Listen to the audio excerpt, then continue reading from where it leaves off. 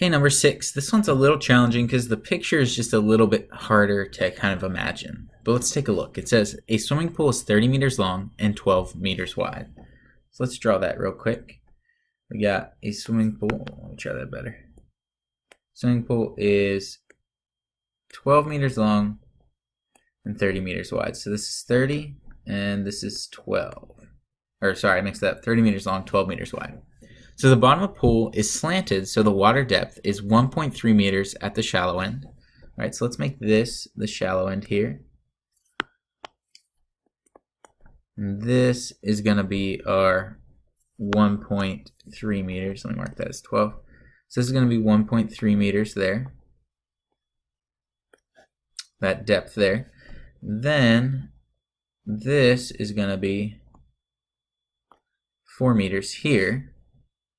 Right, because it says 1.3 meters at the shallow end, and then 4 meters at the deep end. So we have something like that, and so the bottom of the pool kind of slants something like that. So what we have here is we got this slant in the pool. Then it says find the angle of depression of the bottom of the pool.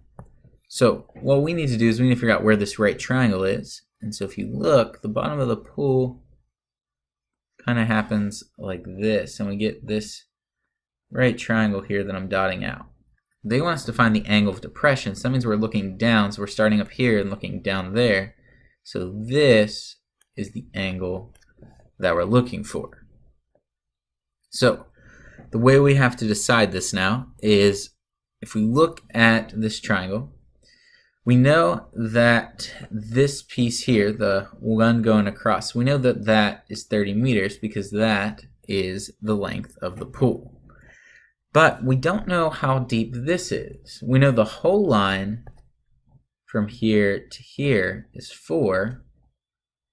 Redraw that in. We know this piece here is 4 meters, but we don't know what this piece is, this little dotted line piece right here. We don't know what that is.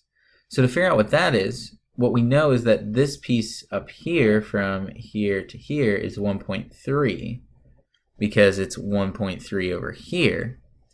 So if the whole thing's 4, if we do 4 minus 1.3, that's going to give us 2.7 meters. So that means this piece of the triangle is actually 2.7 meters. So again, all I did was I took the total depth of 4 and subtracted out this piece that we didn't use, that 1.3, and got 2.7 meters. So that piece is 2.7 and that piece is 30. So now we have the information, so we can just do our problem now. X, that's our angle. That's step 1, identify your angle. Our next piece is identify our sides. So if we go across the triangle, we're going to get that side 2.7, so that's an opposite side. And if we go next to that angle, that 30, that's going to be our adjacent side. So we have an opposite and adjacent. So if you guys remember, TOA out of SOHCAHTOA is your opposite and adjacent. So we're going to say the tangent of our angle X, that's our angle of depression, is equal to the opposite side, 2.7, over the adjacent side, 30.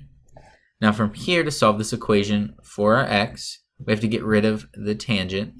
So to get rid of tangent, we do the inverse tangent. So we're going to have x is equal to the inverse tangent of 2.7 divided by 30. So now all we need to do is get our calculator out here and put that in the calculator. So we're going to say the inverse tangent, so you press second tangent of 2.7 divided by 30. Hit enter, and we get a final answer of 5.14276. Let's see, it says round to the nearest degree, so we're just going to round to that nearest whole degree. So 5.1 would round to a whole degree of x is equal to 5 degrees. So that is the angle of depression from the bottom of the pool. 5 degrees is the angle of depression of the bottom of the pool. And that's all there is to this problem. The only reason it was a challenge is because this picture, I agree, is a little intricate.